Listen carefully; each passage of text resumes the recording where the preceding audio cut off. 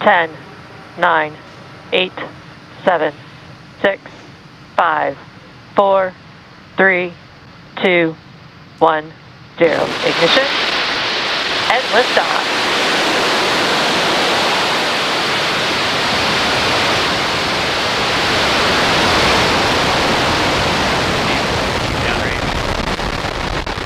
Chamber pictures, Tom.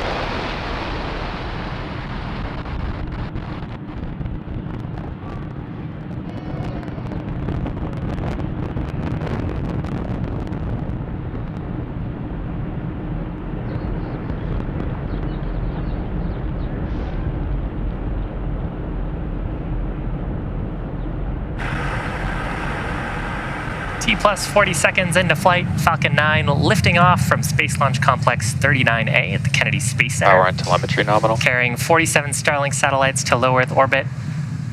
Now, we just throttled down the Merlin 1D engines in preparation for max Q. That's the point of maximum aerodynamic pressure. Falcon 9 is supersonic.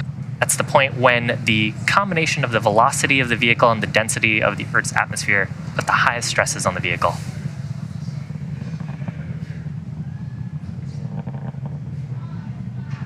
Max Q. So with that, we are through the point of maximum aerodynamic pressure. Stresses on the vehicle will continue to decrease as we continue up to orbit.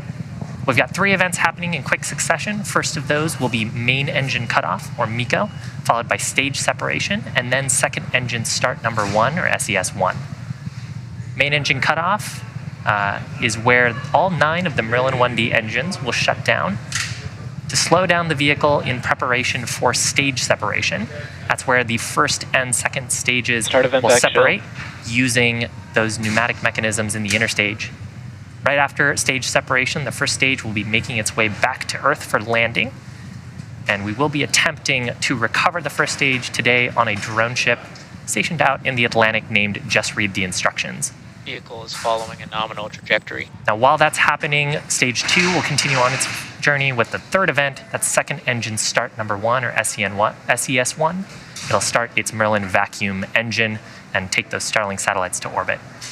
It's coming up, just a few seconds. MECO, main engine cutoff, followed by stage SEP, and then SES1.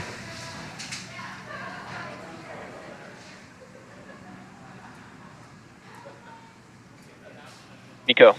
Stage separation confirmed.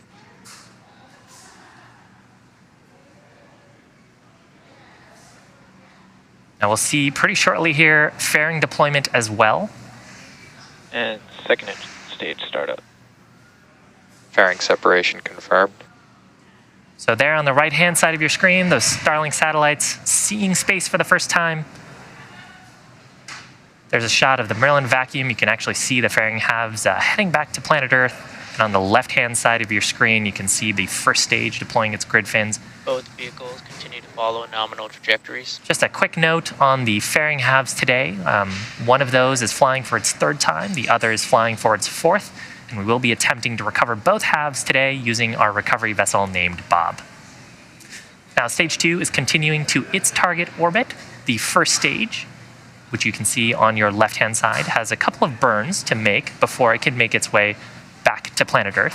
First of those is the entry burn. It'll ignite 3 of its Merlin 1D engines to slow down as it re-enters the upper part of the Earth's atmosphere. And then the second burn happens much closer to touchdown on that first stage. It'll ignite just its single center Merlin engine for the landing burn. And that's what brings the vehicle speed rapidly down to 0 so we can have a soft touchdown on the drone ship. Right-hand side of your screen, you can see the Merlin vacuum engine on the second stage with some beautiful shots of Earth behind us. Glowing that orange color. The second stage engine will continue to burn until about T plus 8 minutes, so it's got a few minutes to go here. If you're just joining us, we had successful liftoff of the Falcon 9 at 9:25 a.m. Eastern Time from the Kennedy Space Center, Space Launch Complex 39A. On the left-hand side of your screen is a live view of the first stage with its grid fins extended preparing for its next major event, which is the entry burn. It's making its way to a drone ship stationed in the Atlantic named Just Read the Instructions, targeting its 11th landing.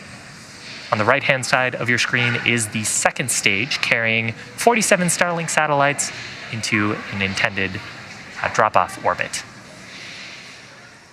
Now, those Merlin engines on the stages, on the first stage, are actually optimized for sea level.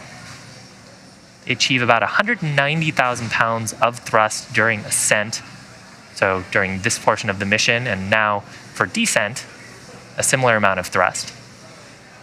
The Merlin vacuum engine is optimized for 220,500 pounds of thrust, and that's because the nozzle is significantly larger, allowing us to get more force out of the gases from combustion. You can see a couple of the grid fins on the Falcon 9's first stage on the left-hand side of your screen. Those hypersonic grid fins are near the top of the first stage. And as we get back into the Earth's atmosphere, the first stage only uses those grid fins to steer back towards the drone ship. While we're in the less dense parts of the Earth's atmosphere, you can see some periodic gas thrusters. That's from nitrogen gas. Both vehicles continue to follow nominal trajectories. And that's orienting the vehicle as we get prepared for the entry burn start, which is coming up about 20 or so seconds from now. During entry burn, we'll ignite 3 of the Merlin 1D engines on the first stage to slow down the vehicle as we start to hit the denser parts of the Earth's atmosphere.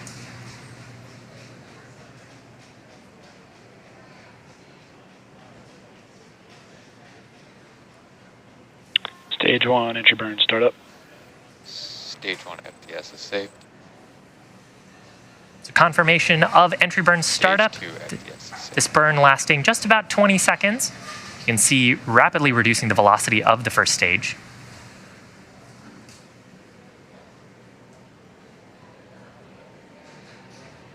Stage 1, entry burn, shutdown.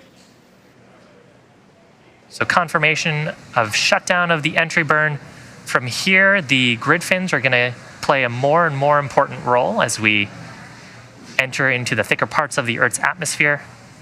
And as we flew through the exhaust plume from that entry burn, we actually deposited a layer of soot on the rocket. If you've followed our missions before, you know that soot on a first stage indicates that we've flown it before.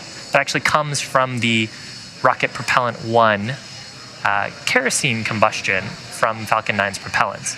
Rocket Propellant 1 is a carbon-based propellant, so as we burn it, it generates a little bit of soot, which is deposited onto the vehicle. Now, coming up about 20 seconds from now, we'll have landing burn on the first stage.